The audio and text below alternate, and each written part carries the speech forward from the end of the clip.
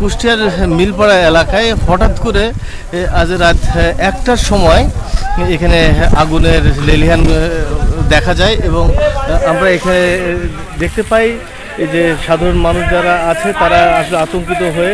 ছোটাছুটি করছে এবং এখানে কিন্তু কুষ্টিয়ার ফায়ার সার্ভিসের 2টি ইউনিট এবং এখানে কিন্তু যারা আছে তাদের কিন্তু এখানে যারা আছে তাদের সাথে আমি কথা বলেছি, তারা এখানে 2টি ইউনিট এবং কুমাখালী থেকে 2টি ইউনিট এখানে আসলে আগুন নিয়ন্ত্রণের কাজ চালিয়ে যাচ্ছে এবং এটি কিন্তু দীর্ঘ 2 ঘন্টা ধরে কিন্তু এইভাবে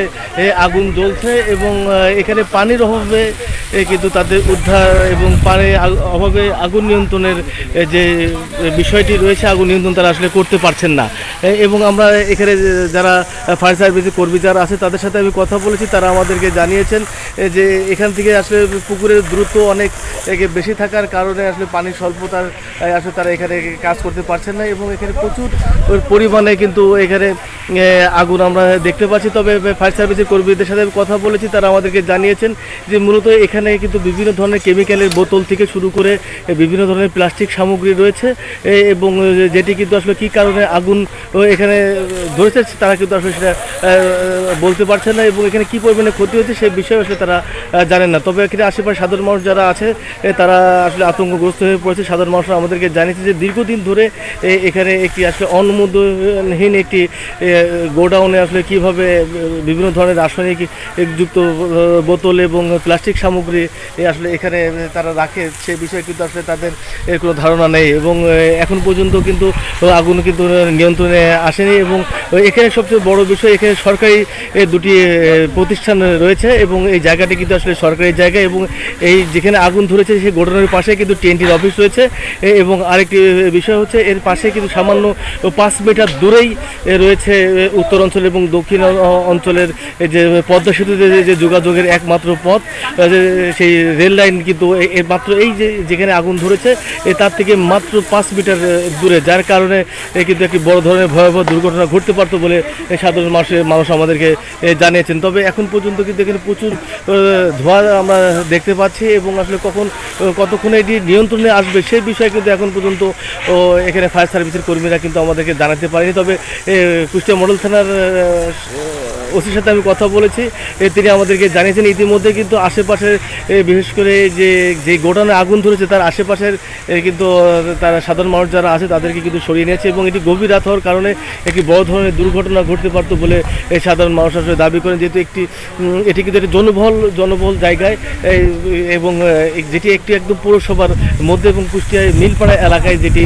আসলে অনেক পুরাতন এখানে স্থাপনা রয়েছে এবং সাধারণ মানুষ যেটা দাবি জানাচ্ছে যে আসলে কোনো রকম অনুমোদনহীন যে জায়গাগুলো রয়েছে সেই জায়গাগুলো আসলে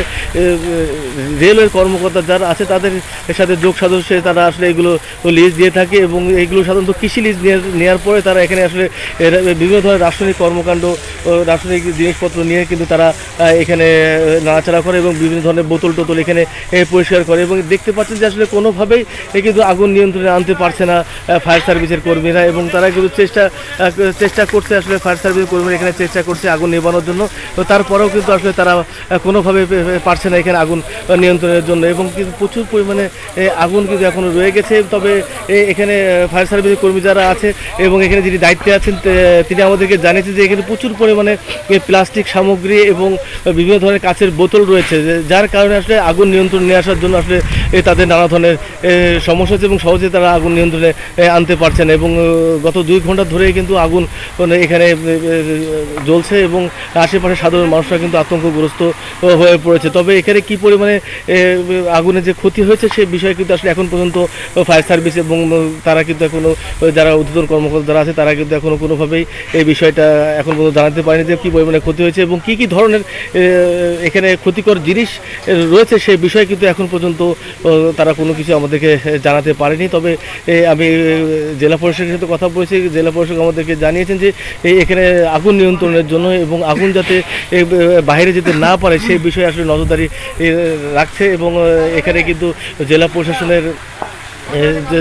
এই প্রতিনিধি তিনিও কিন্তু এসে উপস্থিত হয়েছে এবং তিনি কিন্তু এই আগুন নিভানোর বিষয়টি তদারকি করছে এবং ইতিমধ্যে কিন্তু কুমারখালীর একটি টিম ইউনিট যেটি আগুন নিভানোর জন্য কিন্তু এখন এখানে এসে পৌঁছেছে এবং তারা আসলে কাজ করার জন্য প্রস্তুতি গ্রহণ করছে এবং এছাড়া এখানে সাধারণ মানুষরাও কিন্তু আসলে নানাভাবে সাহায্য সহযোগিতা করছে এবং তারা আসলে এখানে এই পানিটা যাতে ঠিকমতো দিতে পারে সেই বিষয়ে কিন্তু সাধারণ মানুষকে সাহায্য সহযোগিতা করছেন এবং এছাড়া এখানে যারা সাধারণ মানুষ রয়েছে তারাও কিন্তু ফায়ার সার্ভিসের কর্মী যারা আছে তাদেরকে